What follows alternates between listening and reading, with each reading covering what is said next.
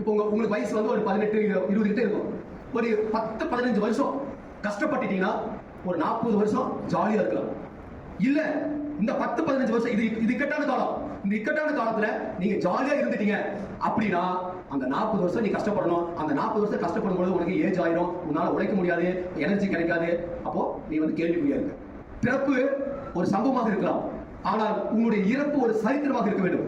ஒரு அற்புதமாக கலாம் சார் சொல்லியிருப்பார். அப்படி எண்ணி பார்க்கணும், நாங்க எப்படி பிறந்திருக்கோம். இப்ப கஷ்டப்படு வேண்டாம்ல, ஆனா நாளைக்கு முன்னாடி குழந்தைகள் கஷ்டப்படணுமா? எதிர்காலத்தை திட்டமிட வேண்டாமா? திட்டமிடுதல் மிக மிக அவசியம். திட்டமிடுதல் என்ற கொள்கை உங்களுடைய இல்லை என்றால் நிச்சயமாக உங்களுடைய எதிர்காலம் கேள்விக்குறியாகிவிடும். யூபிஎஸ்சி எக்ஸாம் எழுதுறது எப்படி எழுத வேண்டும், எவ்வாறு அது கேட்கக்கூடிய கேள்வியை எதிர்கொள்ள வேண்டும் என்றெல்லாம் எங்களுக்கு சொல்லி தரல.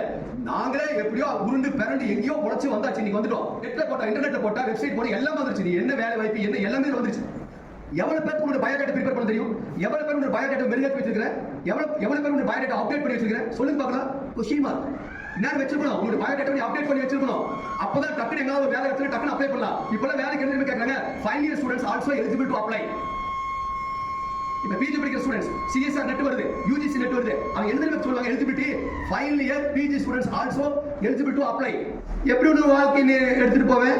அப்போ உன்னோட சந்ததிகள் கஷ்டப்படணுமா? உன்னோட பெற்றோர்களை கஷ்டப்படுத்தணுமா? யோசிச்சு பாரு.